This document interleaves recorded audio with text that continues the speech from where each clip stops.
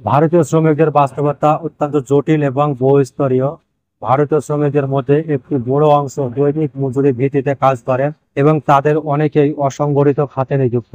এই শ্রমিকদের কাজের পরিবেশ, বেতন এবং অন্যান্য সুযোগ সুবিধা অনেক সময় অত্যন্ত অমানবিক ও অসম্পূর্ণ। যেমন কম বেতন, অনেক শ্রমিক ন্যূনতম মজুরিও পান না। তারা দৈনিক ভিত্তিতে কাজ করে এবং মজুরি সাধারণ খুবই কম হয়, যা তাদের পরিবারের দৈনন্দিন চাহিদা মেটানোর জন্য যথেষ্ট নয়। কাজের অনিশ্চয়তা, বেশিরভাগ শ্রমিকের কাজের কোনো স্থায়িত্ব নেই। যখন কাজ থাকে তখন আয় হয়, কিন্তু কাজ না থাকলে তাদের আয় সম্পূর্ণ বন্ধ হয়ে যায়। কাজের পরিবেশ প্রায়শই অনিরাপদ, যেখানে স্বাস্থ্য সুরক্ষা যথেষ্ট ব্যবস্থা নেই। বিশেষ করে নির্মাণ শিল্প, খনি শিল্প ও কৃষি খাতের শ্রমিকদের জীবনের ঝুঁকি বেশি। শিক্ষা ও প্রশিক্ষণের অভাব, অনেক শ্রমিকের প্রাথমিক শিক্ষাও নেই এবং তারা কোনো রকম প্রশিক্ষণ ছাড়াই কঠিন কাজ করতে বাধ্য হয়।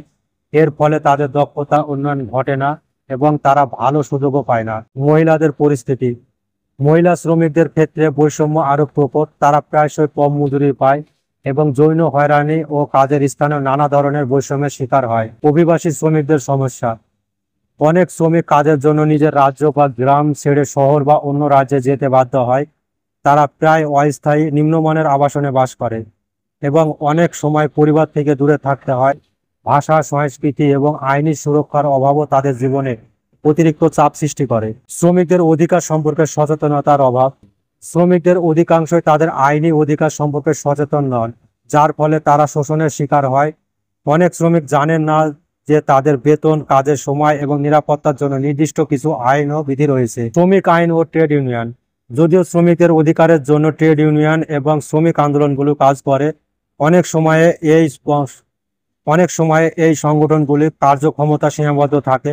অসংগঠিত খাতে কর্মরত শ্রমিকদের পক্ষে ট্রেড ইউনিয়নও করা কঠিন হয়ে পড়ে। শিশু শ্রম, ভারতের শিশু শ্রম একটি বড় সমস্যা। অনেক শিশু তাদের পরিবারকে সহায়তা করার জন্য কাজ করতে বাধ্য হয়। এর ফলে তারা শিক্ষার সুযোগ থেকে বঞ্চিত হয় এবং তাদের ভবিষ্যৎ অনিশ্চিত হয়ে পড়ে।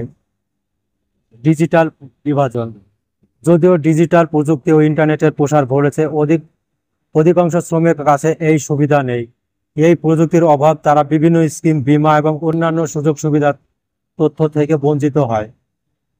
সরকারি উদ্যোগ ও সীমাবদ্ধতা, যদিও সরকার শ্রমিকদের জন্য বিভিন্ন স্কিম ও আইন চালু করেছে, বাস্তবে এগুলির বাস্তবায়ন প্রায় অসম্পূর্ণ থাকে। দরিদ্র শ্রমিকদের জন্য আইন অধিকার প্রয়োগ করতে এবং তাদের সুরক্ষা নিশ্চিত করতে আরও কার্যকর ব্যবস্থা গ্রহণের প্রয়োজন। ভারতীয় শ্রমিকের বাস্তবতা একটি জটিল এবং বহুস্তরের সমস্যা, যা অর্থনৈতিক, সামাজিক এবং আইনি সমস্ত স্তরে মনোযোগ ও হস্তক্ষেপের দাবি রাখে।